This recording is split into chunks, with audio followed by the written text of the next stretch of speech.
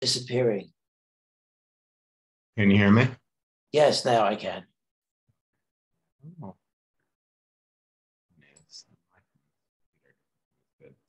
Yeah, tell me if I lost it at Shneur Salman. no, I've heard that Rabbi Shneur Zalman, the idea was supportive. I think he supported the Tsar. Oh, really? Let me just want to change one.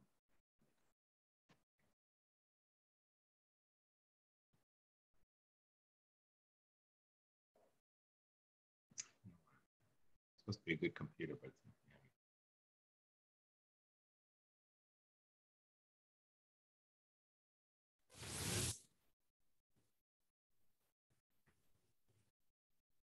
How's my sound now? Can you hear me? Yes. Yes. Uh-oh. Is this any better than before? We can hear you. Yes, it's a little bit better. Yeah. Okay. Is there a lot of static that you get from this? I get some. More than before? Yes, but I could hear you better.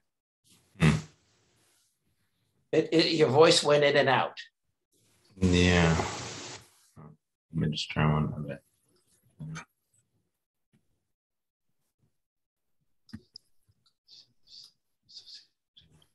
Is that any better? Or is that worse? Yeah, it's fine. It's better? Okay. Yeah. All right. I don't know why it's trouble with the microphone. Okay.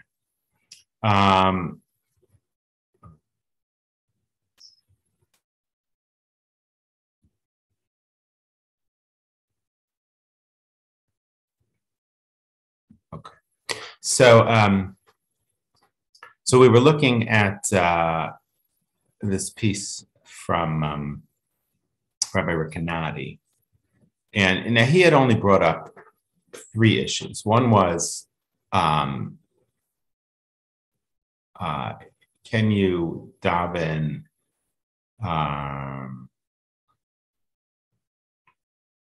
do you have to worry about it being avodah zara? In other words, do you have to worry about having, if you have an organ or another instrument, is that avodah zara?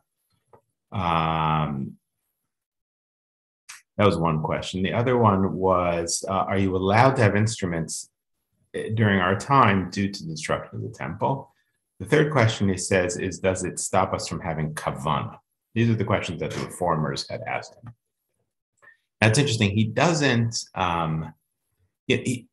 partly how you ask the question is a big part of this, right? In other words, if the question is this chukot hagoyim? Is this an imitation of the non-Jew? That's a different question than asking, is this considered a violation of avodah zarah? Something that's even if it might not be idolatry, you're not allowed to get benefit from idolatry. You're not allowed to worship in a way that idolaters worship. If that's specifically, now you could argue that chukot hagoyim, walking the way of the non-Jew, that's only what it pertains to, is how you worship. Maybe he sees it that way, but also how he frames the question is slightly different, let's say, than how other tshuvot we've seen frame the question. For instance, Rabbi Hildesheimer or Rabbi student of Rabbi Hildesheimer that was so long tshuva from Rabbi David Tzvi Hoffman. Right, they certainly those Hungarian rabbis who are, seen as, quote, to the right of them, imitation of the non-Jew itself is going to be a big problem. Now, the Maharik had obviously limited that to just something that's a violation of tzniut, or something that is an imitation of the non-Jew in order to be like the non-Jew. So, it's here, though, he hasn't said, is this a problem of being like the non-Jew? He said, is this avodah zarah? Is this, do you phrase it? Do we have to worry that using an instrument is forbidden because of avodah zarah? That's very different than saying, do we have to worry about using an instrument because it is uvechukotehem lo telechu, not to walk in their ways? Because it's very possible that this is a violation. Right? Lots of folks who've written about this would say this is a violation of uvechukotehem lo telechu because while it's true that this may not be something that only is used in a church. The question is the desire to use it in a synagogue about being church-like, right? That's one way to frame the question. That's very different than saying, is this avodah zarah? Is this idolatry? Because his answer to is this idolatry is no, it's not idolatry. And he has a long piece about, just because they use candles in Shul doesn't mean we can't use candles in Shul. Just because they, do X doesn't mean we can't do X. So while that's true, right, the way the Ma'arik had put it was, are you doing this? It's true that you can't say the only reason to do this is to imitate the non-Jew. But on the other hand, why is this being done? So maybe that's a harder question, right? Maybe you could split that. You could say, is this being done to imitate the non-Jew, or is this being done to create dignity for Jews? Right? Maybe it's okay to create dignity for Jews, right? What the reformers are arguing is this is the best way to serve God right now. And that may be true. This is like wearing the suit in our day to daven. So that's a very hard question to parse out. Is this about, in a certain way, we're asking about inner intent. Is this about imitating the non-Jew in order to feel like a non-Jew? Is this, or in a certain way, I don't even know if you can separate it out, or is this about being a more dignified worship of God, right? In which case, who could argue that you shouldn't worship God in a dignified way? On the other hand, what is, is that synonymous in the 1800s with being more like a non-Jew? Is inherent in that a sense that Jews are backward and that we need to be more like a non-Jew? In which case, is that forbidden? Is that walking in their way? So it's really a very hard question to parse out. It's because it becomes a lot about intent. It seems like it becomes a lot about how you frame the question. But not easy at all. And so obviously who you ask is going to be an enormous factor. Asking the Chassam Sofer is going to be very different than asking a rabbi who has modernist leanings, like the rabbis that they're asking. Now, it's interesting that somebody like Rabbi David Tzvi Hoffman, who in theory is kind of in the middle, right? He's somebody who does respect secular learning, whose rabbinical students are going to the University of Berlin, who comes from a world in which it's mainstream Orthodox to have a choir and wear a robe. That's in a way what we're seeing is just like we would know today what the Orthodox spectrum is. Somebody said to you, what's the spectrum of Orthodoxy and what questions does it revolve around? It's going to revolve around questions of maybe the modern state of Israel, maybe, obviously the women's leadership, LGBTQ issues. Those are the issues that right now the Orthodox community's spectrum, it separates on. But that's not true in 1815. In 1815, it's about what does it mean to be dignified? What does it mean to be a mensch? What does it mean to be a person in the world? And for them, maybe using an organ is a very big part of that. So is that uvechukotehem lo telechu? Is that walking in their way? Or is that, this is how you're supposed to, of course you want to dignify worship of God. It's a very complex and almost subtle question. So of course there's going to be a tremendous amount of diversity of viewpoint.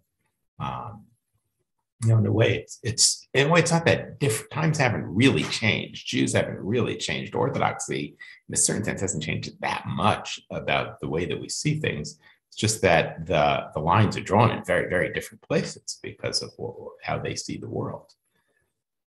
Okay. And then he deals with the third question, which is kavanagh. Is our instruments going to take away from kavanagh? Now, that's interesting. We haven't seen that yet. And nobody's sort of even brought that up yet you kind of wonder, is it a red herring? Is it, because it's easy. It seems like it would be easy to argue that it adds to kavanagh. What I'm saying is, you sort of wonder again how you frame the question is so important. So if you develop the right question, you may get to an answer that you've already thought about and they're already preconceived. I don't know. I'm not sure. I don't know how I would see the world if I was living in 1815 in Europe and thinking about having an organ in Shul. I really don't. It could be that, it would make total sense to me, and it would feel like, that's the best way to glorify God. I have no idea. Okay, it says about ta, and now hineni ba ara shlosha. Are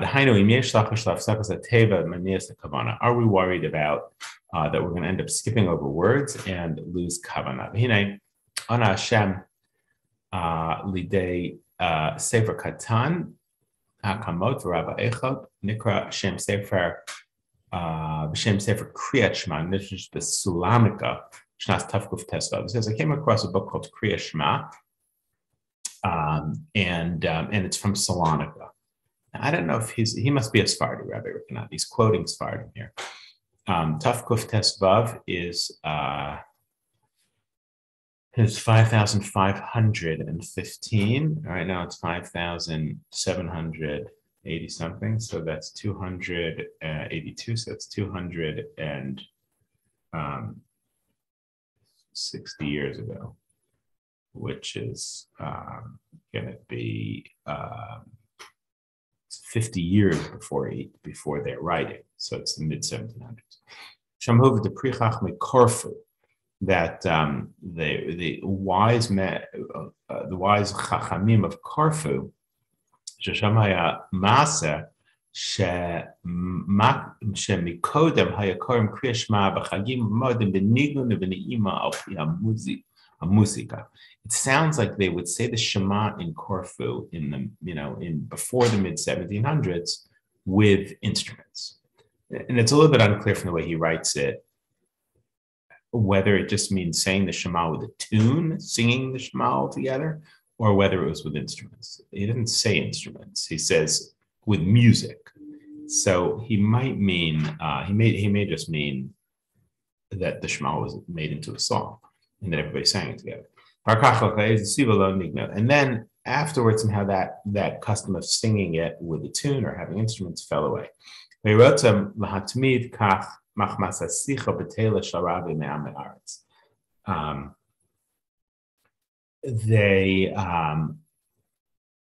sounds like they wanted this tune because people were talking in Shul. Or maybe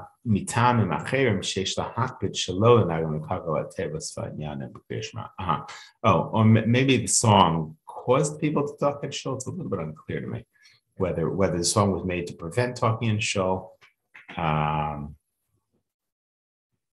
or it was leading song in Shul. And it says many other reasons why they wanted to get rid of this was that having the nigun, because it would mess up some of the words. There are those who complain that, for instance, Carlebach tunes mess up the Hebrew because you end up stopping in places in verses that you really shouldn't stop in because it makes the music work better. There is such a criticism, and it's maybe valid. Rav Mara de Asra, Rabbi Eliezer de Mordu, the rabbi of Corfu, Rabbi Eliezer Mordu, and with him Rabbi Levi of Salonika, they said it's a good custom and you shouldn't get rid of the custom that's already there. Meaning singing Shema. You should leave the singing of the Shema in place, even though it's messing up the words a little bit and seems to be causing people to talk. And they brought proofs for that. And the rabbis of Jerusalem, I guess in the mid 1700s, agreed with them. Gam Harav Bini Mishta Katianov Misalanika. He He also agreed. And he brought up the question, seems pretty early, of whether there's a sin involved here. Rabbi Yosef Shar Poskim,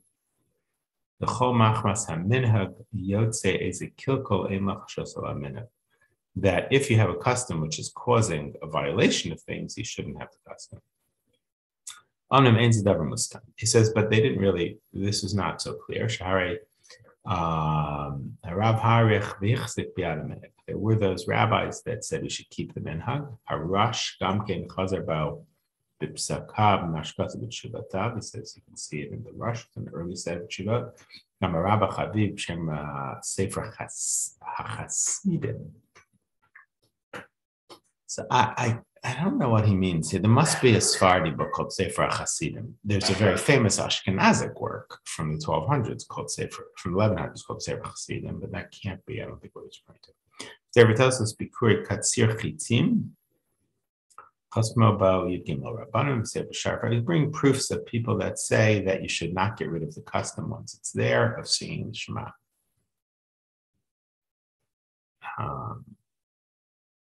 Therefore, we should keep the custom of karfu, afilu namik minei churba, even if it's causing problems. Many rabbis agreed to this, and in the year Tafkuf Mem Daled, that's 30 years afterwards, when the rabbis of Venezia, Venice, heard about this, that they got rid of the song that they used to sing the Shema to, then they said, okay, keep it that way, keep it the way it is, and don't sing the Shema.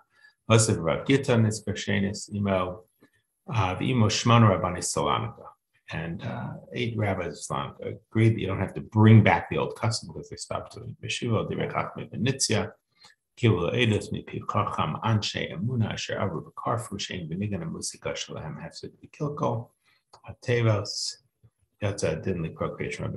sounds like they brought back the custom. Sorry, they were arguing that you should bring back the custom and that it doesn't damage the words. And it sounds like they brought back the custom of doing it with music. Again, we're not sure, is this musical instruments or is it just singing? It sounds to me like I may just be singing. Say for Kol Yada, let's come to Rabbanei Tzarfat and Tiberia, the rabbis of Tzfat and Tiberia, the rabbis of Rhodes and Roshid. I'm not sure what Roshid is. Ba'od B'Shevach HaMuzika, they praised music. B'Sefer, Nefutos Yeora, the Marie Moscato. The Rabbi Moscato, apparently, in a book called Nefutos Yeora, praises having music and davening. But again, I don't know if this is instruments or not. Shuvrayla Rav Pachad Yitzchak Midir Basram. Pascho Saimu B'Shevach L'Nagin B'Eskeneses. The Nagin, again, so that sounds like musical instruments. But maybe it's just singing. He praised singing at Ein Kelkeinu and Adon Olam, B'kama Chachma B'Nitzim, and Mimodena, the Rav Tzarfati, the Rabbi, they quote several rabbis, that there was, I guess, this big argument, should you get rid of the singing or not? There were those who wanted to get rid of the singing, and the rabbis came and defended the custom that there was earlier, which was having the song. Okay, so you can see where he's going here. Question is he going to make the jump from nigun to instruments?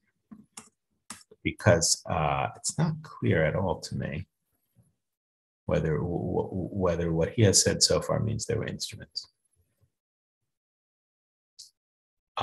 He's going to. I will tell you that he is going to make the jump to an organ and arguing that an organ is okay. So can you do that? In other words, is that really a proof? Right. No, again, he's not focusing on the uvachokotayim part. He's just focusing on, does this take our attention away or does it mess up the words? So if he can prove that they used to sing the Shema and that they weren't worried about it messing up the words or taking away our intent, So then then you can make the jump to an organ, perhaps, right? If you've left aside the question of what does it mean to be in a Christian, now also, I mean, he is in a Christian world. He's in Verona, Italy. That's as Christian as you get, I guess, even though he seems to be a Sephardi. So Sephardim don't come from Christian lands. They come from Muslim lands, right? But Italy had both. Sephardim and Ashkenazim. So would this be very different for an Ashkenazi who's living in Italy? I don't know. Right, because obviously Muslim world and the Christian world is extremely different with regard to this. Okay, well, I'll say a little more of this. Have a good day. Thank you. you. You as well. Thank you. Yeah. Bye-bye. Thanks.